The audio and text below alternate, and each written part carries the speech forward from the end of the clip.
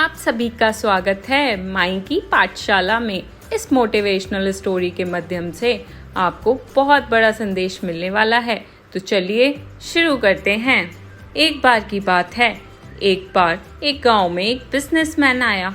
उसने गांव वालों से कहा कि मेरे पास एक स्कीम है और इस स्कीम के तहत मैं बंदरों को खरीदना चाहता हूँ। आप अगर मेरे पास बंदर लाएंगे तो मैं हर एक बंदर का आपको 100 रुपये दूंगा। गांव वाले खेती बाड़ी के काम में लगे हुए थे, लेकिन उन्होंने सोचा कि यह काम पूरा तो नहीं है, तो सभी बंदरों को ढूंढने में जुट गए। कोई 2 बंदर पकड़ कर लाया, कोई 3 बंदर पकड़ कर लाया, कोई 5 बंदर पकड़ कर लाया।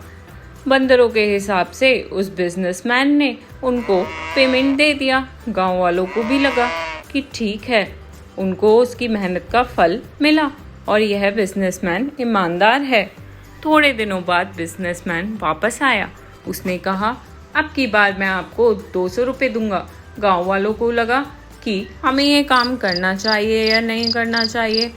उन्होंने आपस में डिसाइड किया कि ठीक है, हम बंदरों को पकड़ लेंगे, लेकिन बंदर इतने बचे ही नहीं, इसलिए उनको बंदर ढूंढने में दिक्कत का सामना करना पड़ेगा।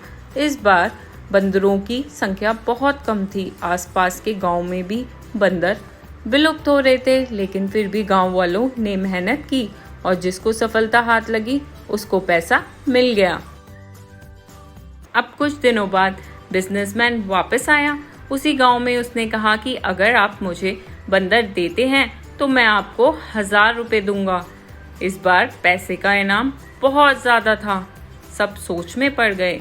गांव वालों ने सोचा, इसने पहले भी पैसे दिए हैं तो इस बार भी दे देगा।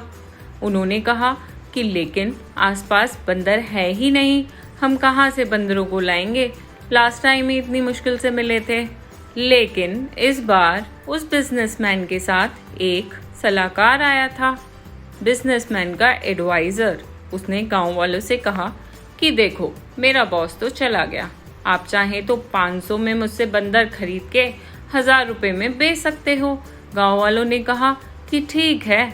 500 में गांव वालों ने बंदर ले लिए और अपनी मेहनत के पैसे उसको दे दिए, जबकि वह बिजनेसमैन तो उस सलाहकार को सिखा कर गया था और वह बिजनेसमैन पैसे लेकर चला गया।